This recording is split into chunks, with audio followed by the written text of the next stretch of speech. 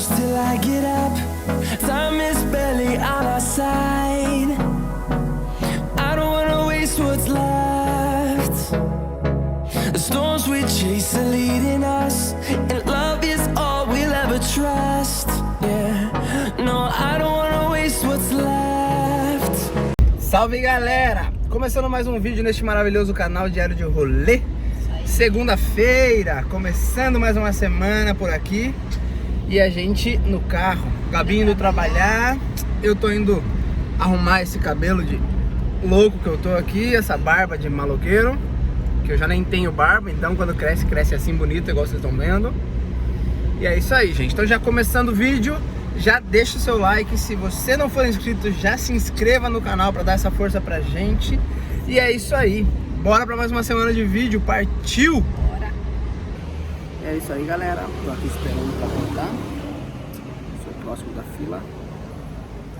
Olha, minha barba horrível.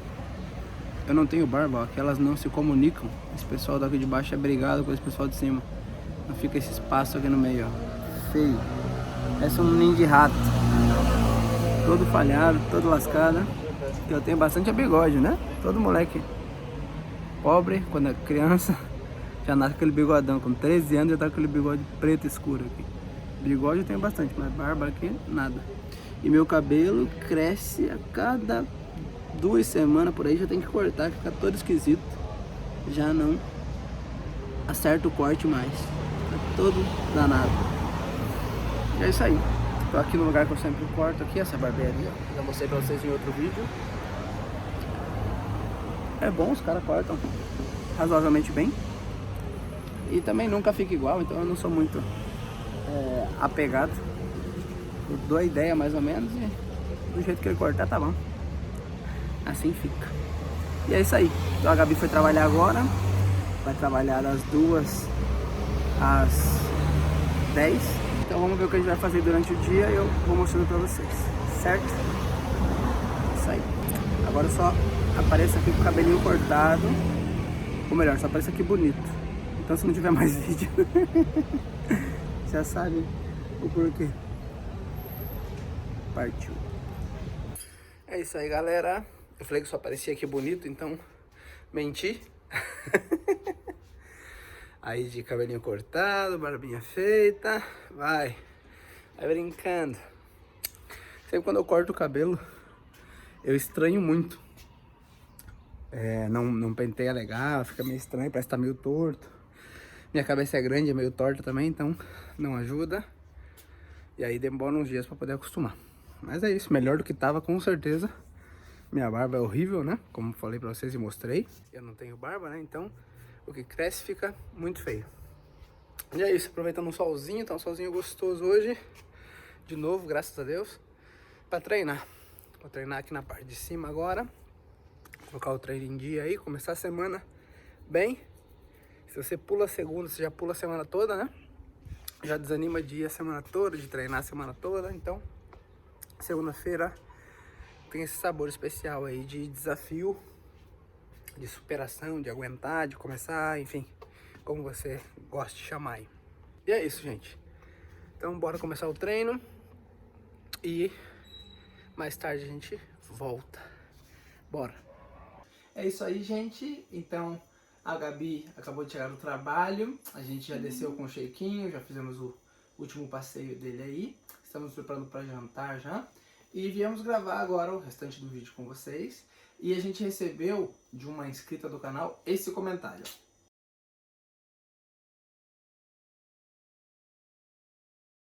Então, como vocês viram aí, ela quer saber como foi pra gente a questão do idioma e a questão de trabalho quando a gente chegou aqui.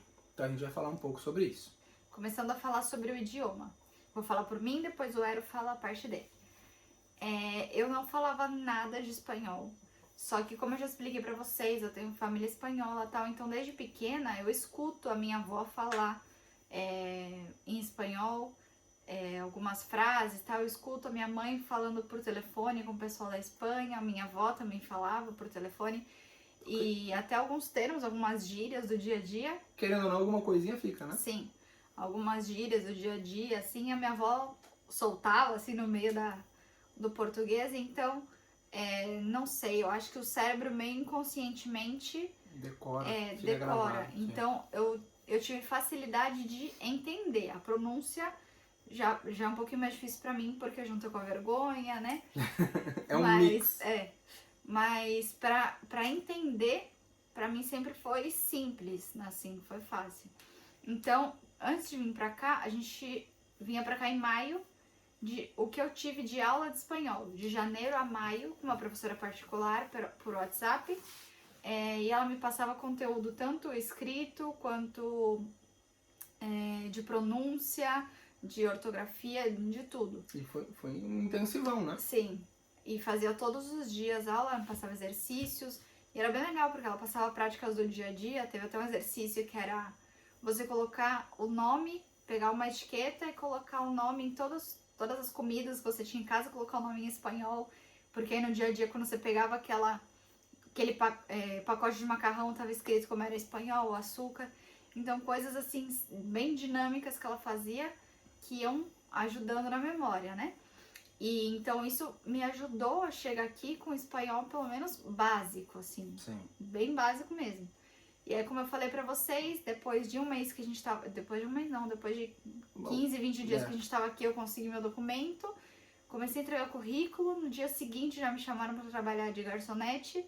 E no meu primeiro dia já me colocaram pra atender os clientes. Então, foi assim, na marra, e vai aprendendo. Sim ou sim. E uma vez que o cliente te pergunta, você tem não sei o que, eu não sabia, eu ia lá perguntava pra outra menina, Sim. e ela me explicando, e assim o vocabulário foi crescendo. Quando eu mudei pro mercado, a mesma coisa. Muitas vezes perguntam coisas que eu não sabia o que era, eu perguntava, então agora eu já sei o que é. E aí vai crescendo o vocabulário. Talvez se um dia eu mudar de ramo, se for para uma loja de sapatos, vou ter que aprender do zero de novo, porque são vocabulários diferentes. Mas hoje em dia eu já posso considerar que eu me defendo bem. Se comunica muito bem, né? Sim. De aula mesmo foi de janeiro a maio, né? Então foram 4 meses de aula direto que a Gabi fez. Eu sou totalmente o contrário. Eu nunca fiz aula de espanhol. Nunca. Em 2003, mais ou menos, 2004, né, como vocês sabem, eu pratico capoeira. Eu comecei na capoeira no ano 2000. Então, em 2003, 2004, mais ou menos, o grupo, a escola que eu faço parte, tinha uma extensão aqui na Espanha, em Valência. E essas pessoas que davam aula aqui iam para o Brasil e levavam seus alunos também para ter interação lá, para participarem, verem a capoeira do Brasil, conhecerem, né, a capoeira no Brasil. E com isso, cada vez que eles iam, nessa época eu só estudava, né, era adolescente, então eu ficava o dia todo com eles. Né? Tinha o grupo de espanhol, eles estavam treinando o dia todo. E eu amava treinar, sempre gostei de treinar todos os dias. Então eu ia treinar com eles. Ia na academia, tinha treino de tarde. Ia na escola, perto de casa, tinha treino de noite. Então eu estava todo dia com eles. E eles não falavam nada de português. Eles sabiam alguma coisa por causa das músicas de capoeira. Né? A capoeira é a maior difusora da língua portuguesa pelo mundo. Então os espanhóis sabiam algumas coisas por causa da capoeira. Mas ainda não sabiam conversar e desenrolar. E como todo brasileiro acha que fala espanhol, eu comecei naquele portonhol a enrolar um pouco. Mas foi uma coisa que me tocou, que eu senti vontade de querer aprender para me comunicar com eles. Na época tinha o MSN e o Orkut, então a gente se comunicava por lá, escrevia um pro outro por lá e a gente ia trocando ideia e com isso eu ia aprendendo novas palavras e me despertou esse interesse. Em 2007 eu vim para a Espanha para participar de um evento de capoeira, da troca de graduações dessas pessoas, desses alunos que tinham ido para o Brasil, que a gente já tinha uma amizade. Fiquei aqui um tempinho, então aprendi um pouco mais aqui na raça, né? E se colocando à prova também, tentando falar. E eu lembro que muito curioso que eu fiquei aqui junto com o meu mestre da capoeira, que também não fala nada de espanhol. E era eu e ele, e eu tinha que falar por ele. Então eu tinha que aprender a falar alguma coisa sim ou sim. Então, mas também nunca fiz aula, nunca fiz nenhum dia de aula de espanhol, sempre só na raça. E depois disso, em 2011, eu fui trabalhar num resort, num hotel, que ficava na Bahia, no Brasil. E lá eu convivia com muita gente de fora do Brasil que falava castelhano. Então eu convivia com argentinos, convivia com mexicanos, com muita gente que falava espanhol. Então por isso eu fui aprendendo muito mais. Cada vez, por semana, chegava de uma vez um avião de argentinos lá. Então eu tinha que falar com eles, aprendi a desenrolar com as pessoas um pouquinho de espanhol lá. Então eu aprendi às vezes uma palavra ou outra, ouvia de alguém falando e tal, e ia começando a repetir. E eu, como falei em outros vídeos já, eu achava que eu falava já um 60%. Falava, eu desenrolo bem, né? Todas as vezes que a gente foi para fora, que a gente foi para o México, que a gente foi para países que falavam espanhol, eu sempre falei em espanhol com as pessoas e me comuniquei bem, aluguei carro, briguei já por problema com o carro que a gente teve no México.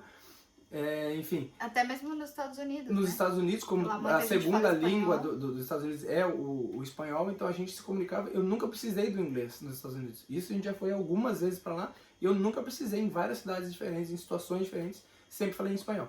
Então eu vim para a Espanha já com, na minha cabeça, uns 60%. Só que o espanhol, assim como o português do Brasil, no Brasil, ele muda muito de lugar para lugar, de região para região. Então é o sotaque que a gente fala aí. Aqui dentro da própria Espanha, eles têm o acento, que é o que muda o jeito de falar, e também palavras diferentes, porque o castelhano da América do Sul, do Caribe, é diferente do castelhano espanhol, do que fala na Espanha. Da América do Sul, eu diria até que o vocabulário talvez é um pouco mais parecido com o português. Pode ser. E aí, algumas palavras são iguais e que sim, aqui já não se utiliza. E tem muita diferença do espanhol da Argentina para o espanhol, né? Para o castelhano da Espanha. Então, com isso, quando eu cheguei aqui, tinha muitas palavras que eu ainda falava, que eles falavam, tipo, da onde você é? Você é mexicano? Né? Muita gente me perguntou se eu era mexicano, por causa do sotaque, realmente, por causa das palavras que eu usava. Então, hoje em dia também, da mesma forma que a Gabi, eu já cheguei aqui e me coloquei, né, à disposição para trabalhar, e já tratando com as pessoas, já conversando com as pessoas, já fui em eventos de capoeira para chegar e falar com as pessoas já nos primeiros dias que a gente estava aqui quase. E também aprendendo palavras, ouvindo, sempre fui... quando eu tenho interesse em algo, eu vou de cabeça. Então, eu tinha interesse em aprender. Então, eu ficava ouvindo palavras, expressões e eu já começava a usar aquela expressão, né? Eu sempre fiz isso em várias áreas da minha vida, né? Eu pego as coisas que me interessam e começo a trazer para minha realidade.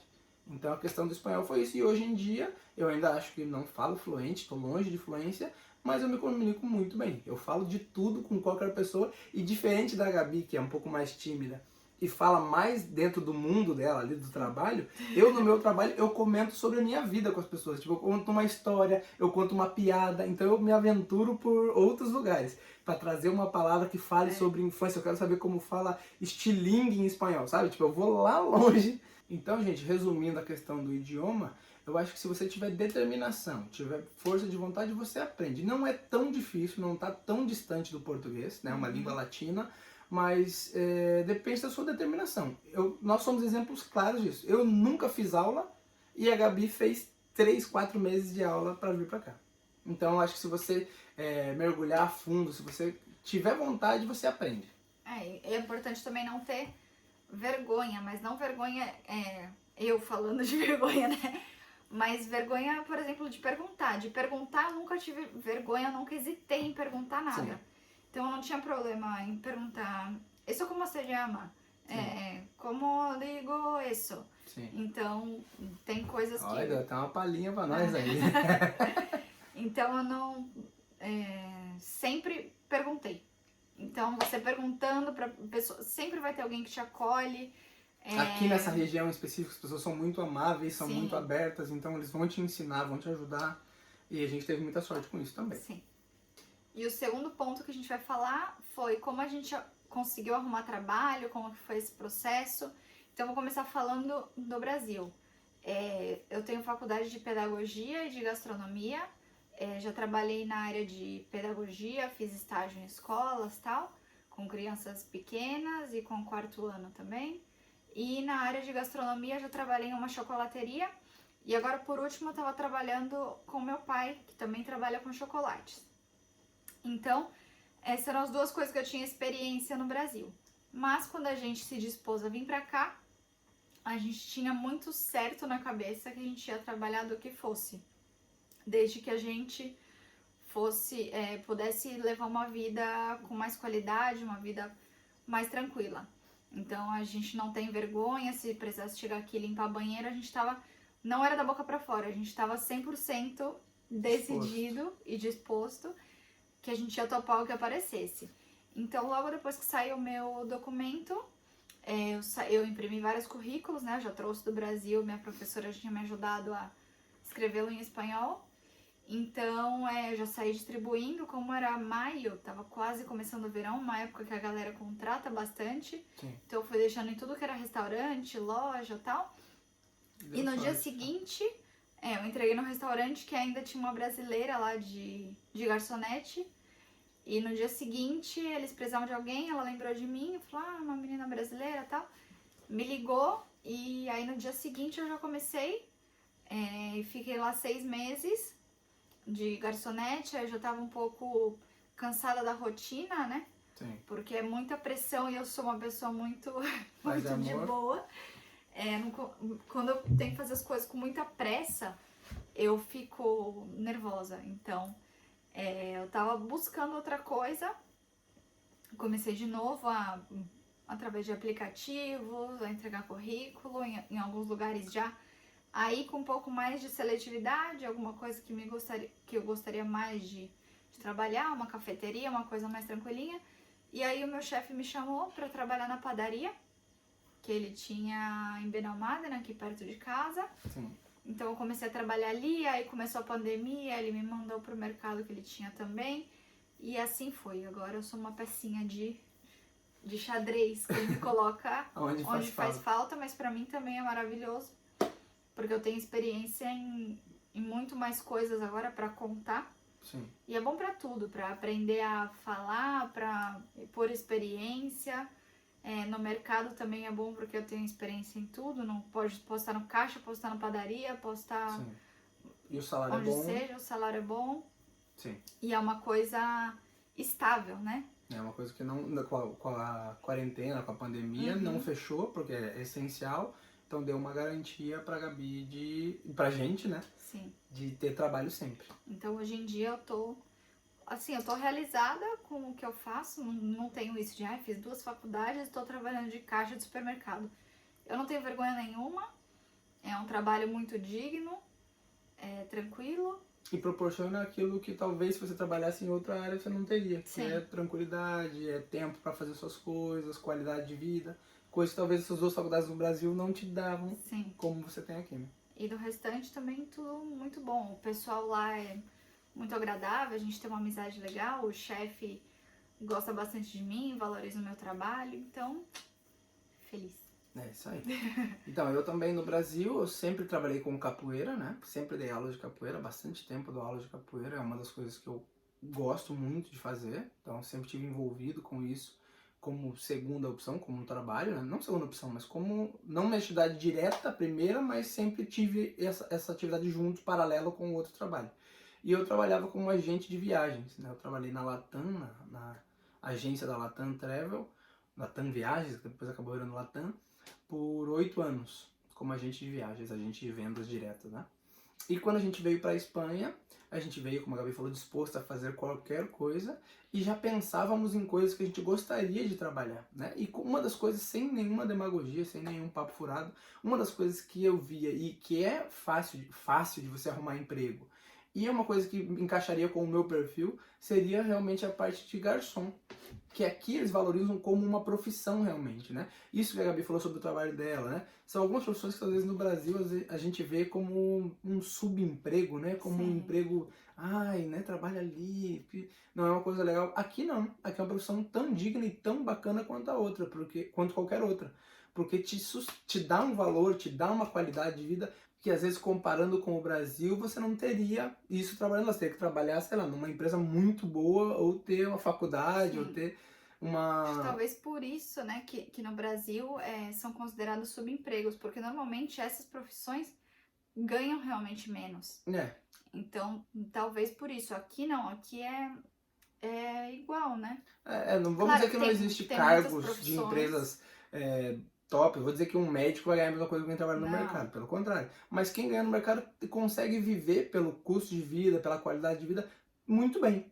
Sem precisar pensar que isso é um emprego desqualificado. A gente tem primos, né, que trabalharam, por exemplo, um trabalho que no Brasil as pessoas não gostam muito, que é McDonald's, né, trabalhar na franquia de McDonald's, e que trabalhou aqui por 20 anos e sustentou sua família, criou seus filhos e vive muito bem, viajando e curtindo a vida, com o trabalho que eu tava fazendo no Brasil, as pessoas olham com um olhar meio preconceituoso. Sim. Então, eu tinha toda essa experiência e tal, mas eu vim pra cá disposto a trabalhar em uma coisa que eu não sabia. Eu queria aprender uma profissão. E até pra poder aprender o idioma, né?